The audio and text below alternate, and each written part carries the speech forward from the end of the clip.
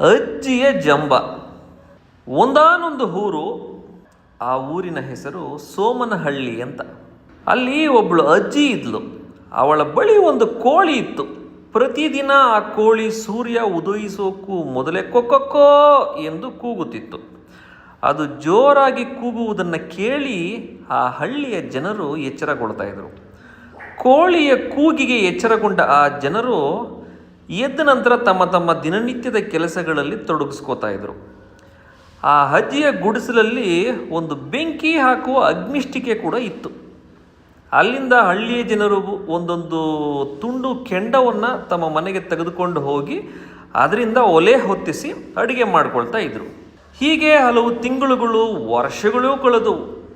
ಒಂದು ದಿನ ಅಜ್ಜಿ ಈ ಊರಿಗೆ ಬೆಳಗಾಗುವುದು ತನ್ನ ಕೋಳಿಯಿಂದ, ಇಲ್ಲಿನ ಜನರು ಅಡಿಗೆ ಮಾಡಿಕೊಂಡು ತಿನ್ನುವುದು ತನ್ನ ಮನೆಯ ಅಗ್ನಿಷ್ಟಿಕೆಯ ಬೆಂಕಿಯಿಂದಲೇ ಅಂತ ಊಹಿಸಿಕೊಂಡಳು. ಆದ್ದರಿಂದ ಈ ಹಳ್ಳಿಯಲ್ಲಿ ಬೆಳಗಾಗುವುದು ಮತ್ತು ಅಡುಗೆ ಮಾಡುವುದಕ್ಕೆ ತಾನೇ ಕಾರಣ ಎಂದು ತಿಳಿದು ಜಂಬ ಪಟ್ಟುಕೊಂಡಳು. ಅವಳ ಈ ಜಂಬ ದಿನದಿನಕ್ಕೆ ಹೆಚ್ಚಾಯಿತು. ಒಂದು ದಿನ ತನ್ನ ಕೋಳಿ ಇಲ್ಲದೆ ಇವರೆಲ್ಲ ಹೇಗೆ ಏಳುತ್ತಾರೆ, ಅಗ್ನಿಷ್ಟಿಕೆ ಇಲ್ಲದೆ ಹೇಗೆ ಅಡುಗೆ ಮಾಡುತ್ತಾರೆ ನೋಡೋಣ ಎಂದು ಮನಸ್ಸಿನಲ್ಲೇ ಭಾವಿಸಿಕೊಂಡು ಒಂದು ರಾತ್ರಿ ಯಾರಿಗೂ ತಿಳಿಯದಂತೆ ತನ್ನ ಕೋಳಿ ಹಾಗೂ ಅಗ್ನಿಷ್ಟಿಕೆಯನ್ನು ತೆಗೆದುಕೊಂಡು ಊರಿನ ಪಕ್ಕದಲ್ಲಿದ್ದ ಕಾಡಿಗೆ ಹೋದಳು. ಮರುದಿನ ಎಂದಿನಂತೆ ಬೆಳಗಾಯಿತು. ಜನರೆಲ್ಲ ತಮ್ಮ ಪಾಡಿಗೆ ತಾವು ಎದ್ದರು. ಅಜ್ಜಿಯ ಗುಡಿಸಲಿಗೆ ಹೋದರು. ಅಲ್ಲಿ ಅಜ್ಜಿ ಇಲ್ಲದದ್ದನ್ನು ಕಂಡು ಪಕ್ಕದೂರಿಗೆ ಹೋಗಿ ಬೆಂಕಿಯನ್ನು ತಂದು ಅಡುಗೆ ಮಾಡಿಕೊಂಡು ತಮ್ಮ ದಿನನಿತ್ಯದ ಕೆಲಸಗಳನ್ನು ಮಾಡಿಕೊಂಡು ಹೋದರು. ಅಜ್ಜಿ ಯಾರಿಗೂ ಕಾಣದ ಹಾಗೆ ಕಾಡಿನಲ್ಲಿಯೇ ಇದ್ದಳು. ಒಂದು ದಿನ ಸೌದೆ ಕಡಿಯಲೆಂದು ಆ ಹಳ್ಳಿಯವ ಕಾಡಿಗೆ ಬಂದ. ಅಲ್ಲಿ ಅಜ್ಜಿಯನ್ನು ಕಂಡು, ಏನಜ್ಜಿ ಇಲ್ಲಿದ್ದೀಯಾ, ಊರು ಸಾಕಾಯ್ತಾ ಎಂದು ಕೇಳಿದ.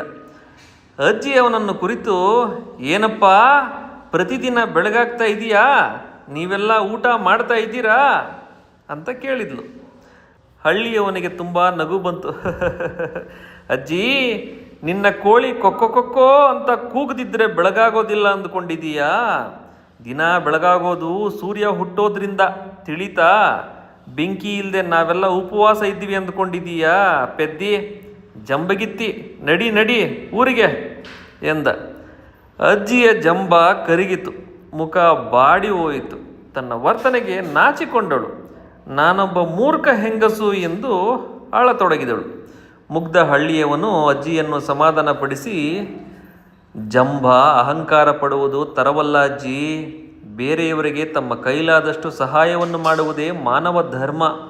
ನಾವು ಮಾನವೀಯ ಮೌಲ್ಯಗಳನ್ನು ಮೈಗೂಡಿಸಿಕೊಳ್ಳಬೇಕು ಎಂದು ಅಜ್ಜಿಗೆ ಬುದ್ಧಿವಾದ ಹೇಳಿದ.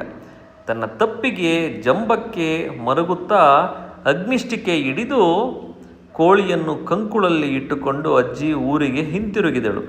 ಎಂದಿನಂತೆ ಎಲ್ಲರಿಗೂ ಸಹಾಯ ಮಾಡುತ್ತಾ ಬಾಳತೊಡಗಿದಳು. ಇದು ಅಜ್ಜಿಯ ಕತೆ. ಈ ಕಥೆಯು ನಿಮಗೆ ಇಷ್ಟವಾಗಿದ್ದರೆ ಚಾನಲನ್ನು ಸಬ್ಸ್ಕ್ರೈಬ್ ಮಾಡಿ, ಕಥೆಯನ್ನು ಲೈಕ್ ಮಾಡಿ, ಕಮೆಂಟ್ ಮಾಡಿ ಹಾಗೂ ಶೇರ್ ಮಾಡಿ. ಹೀಗೆ ಇನ್ನಿತರ ಕಥೆಗಳನ್ನು ನಾನು ಅಪ್ಲೋಡ್ ಮಾಡುವೆ.